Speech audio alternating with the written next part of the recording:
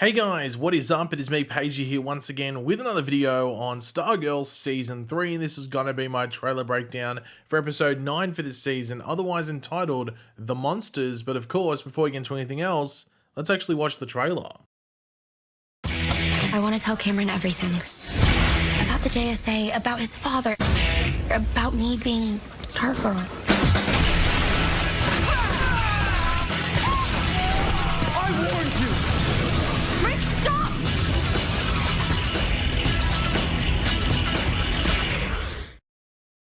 So last episode we got the full uncovering of the truth on the Helix Institute, where it's almost like a safe haven for those that aren't really in full control of their abilities.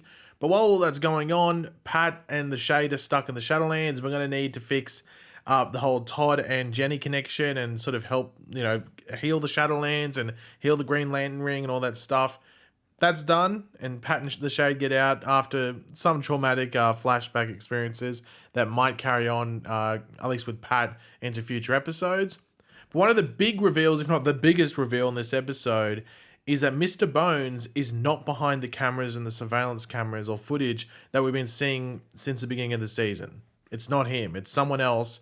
And who is this someone else? Well, it's this mysterious black hooded figure who is actually not, in the Helix Institute building, but he's in Blue Valley itself, underneath the ground, looking to be somewhere in the ISA headquarters, which makes you think it might be someone in the Injustice Society, but at the same time, maybe that's another misdirect. But of course, before we get into the actual breakdown of the trailer, we will quickly read out the synopsis or description for the episode, as it does give us a bit more context as to what is going on. But of course, throughout the video, be sure to let me know in the comment section down below your various thoughts, theories, predictions, for multiple things, even like the hooded dude, everything like that. Very curious to hear what you guys have to say. And of course, if you're going to enjoy the video, want to show your support and all that stuff, why not drop a like on the video to show your support? Confronting the truth. After a recent experience renews Courtney's confidence, she sets out to make amends with those around her.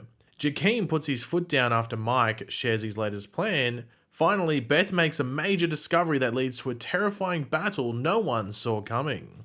So yeah, to start off the trailer, Courtney just really wants to come clean about everything to Cameron. About the JSA, that she is Stargirl. But when she says, come clean about everything, is it really everything? Would this also involve telling Cameron what really happened to his father? And I guess more specifically, how he died and who killed him? And we know that Courtney specifically didn't kill him, but the JSA as a group did. And I guess if she says, hey, I'm on the JSA, hey, I'm Stargirl, and we fought your dad and, sort of took part in the killing and stuff like that, even though I guess it was specifically Mike, I don't know if Cameron's going to take it that well. And we've been wondering, the build up to this, was Courtney ever going to do it? And I've said that I think she's eventually going to get there, but we've been wondering, what the reaction is. Now, we're getting towards the end of the season, so this is the type of, time of the season where you could see a big reveal like that happen, and we get, this big decision-making moment from Cameron, because it's not just the fact that, Courtney's going to say, oh, my brother killed your dad or something like that. I think it's the context around it, saying, this is exactly what your father was trying to do. That's why you had to stop him. And unfortunately, he was going to kill us. So it was either he died or we died. It was one of those options. And I guess it just depends how Cameron takes that information. Now, throughout the trailer, we do see Cameron's grandparents versing both Wildcat and Dr. Midnight and using their powers against them. But what spurs this? Do the other JSA members think Courtney is betraying them? Or is Courtney in trouble because of Cameron's grandparents and maybe Cameron himself? Because we also do see Rick as Owlman lifting up Cameron, and we see Rick go a bit crazy and try to smash Cameron with this ladder in the library of the McKents.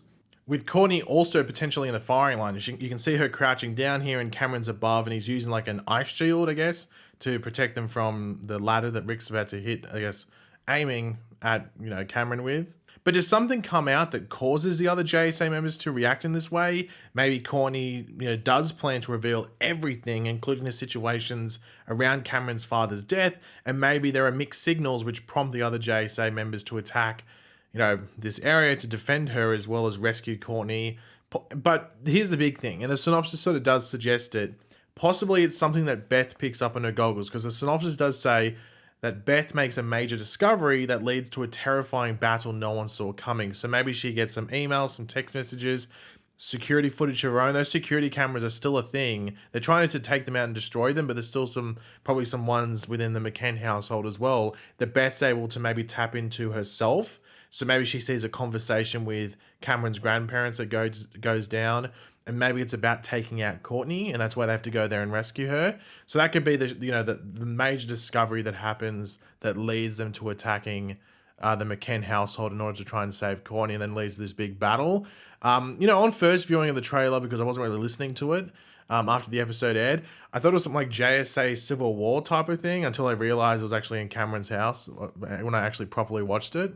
But yeah, this is more like a search and rescue mission potentially. But the curious thing is how Cameron reacts to all of this, because he could either go, I understand why you went against my father and maybe not agree with his grandparents, or he could side with his grandparents depending on what happens to them specifically in this episode. But as I said, it seems like maybe Beth's goggles do pick up on something. And speaking of Beth's goggles, they are glowing like an orangey red type of color in this trailer at certain points. And I can't remember if that's happened before on the show. Like, of course, the standard color that we like normally associate with Beth's goggles is that of green.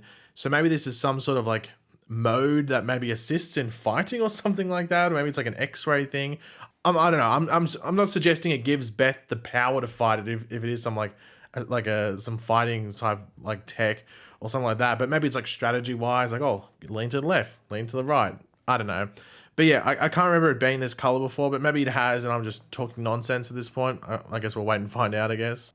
Now, of course, this episode title is that of The Monsters, and I do wonder if that is referring to the hidden monsters within the McKents, the ice monsters, that, being their powers and their true selves. But then again, it could be attached to the murder mystery side of things that is going on, that of course was sort of like gaped wide open after the end of last episode with the reveal that Mr. Bones actually is not behind the surveillance camera stuff that's been going on since this season, started and up to this point as well, because we only got that big reveal last episode.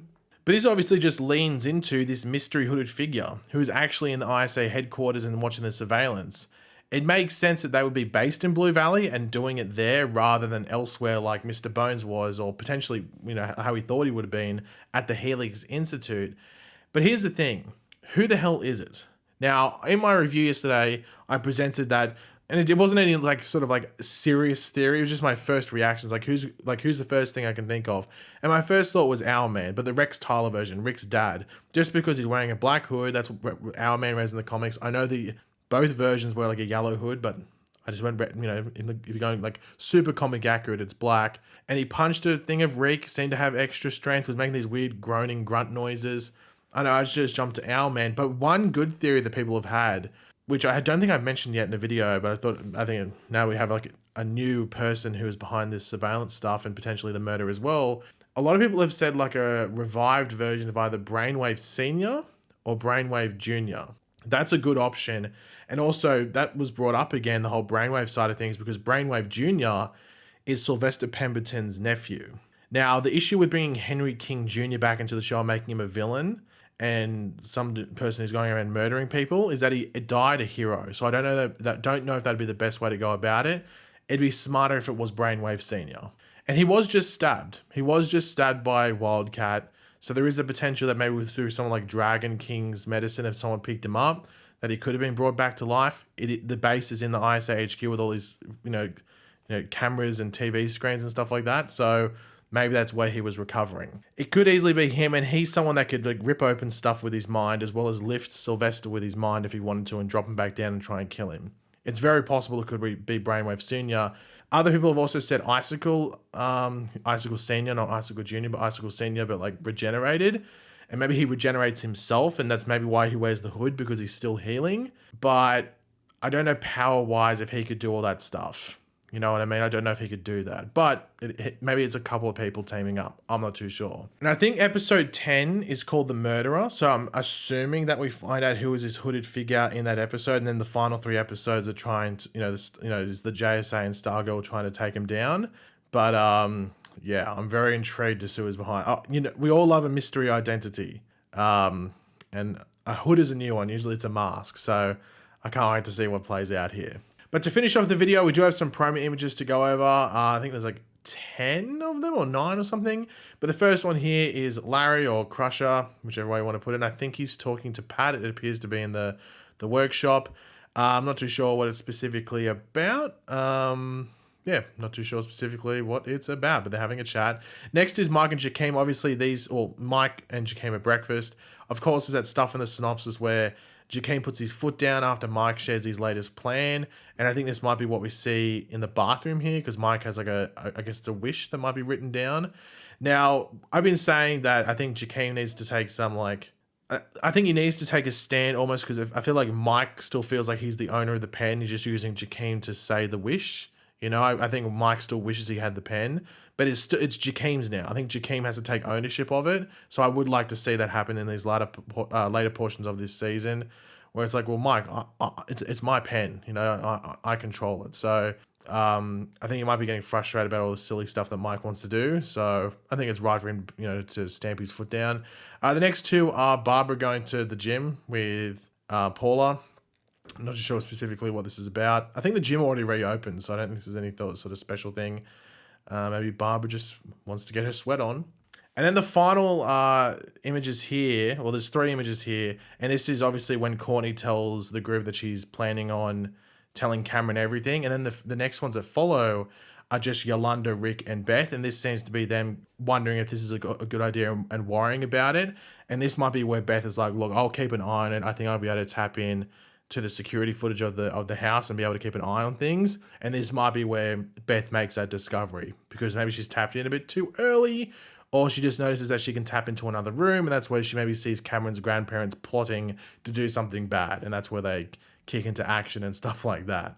Of course, we have Cameron and Courtney here, and I think this is just when all the stuff starts to go down. But this is an interesting one. We do get to see Mike and Jakeem along with the Thunderbolt genie, and they're in like an open area. So I don't know if this is like testing a weapon, or I'm not too sure, or like it's them tracking. Maybe they find someone. Maybe they find Grundy, or maybe they run into the hooded figure. I'm not too sure exactly what's going on, but they look a bit shocked and scared. Even the genie's like, what the hell is that we're looking at? So yeah, they might be in some trouble here. Lucky they got some magic genie, but hopefully they have some specific wishes that might be able to get them out of trouble if they need to get out of trouble. But yeah, guys, thanks for watching. Hopefully you enjoyed the video. If you did, it'd be awesome if you could drop a like and it shows support. Let me know in the comments section down below your various opinions on everything we went on in this video. And of course, if you are new to the channel, make sure to subscribe, and I will catch you guys later. Goodbye.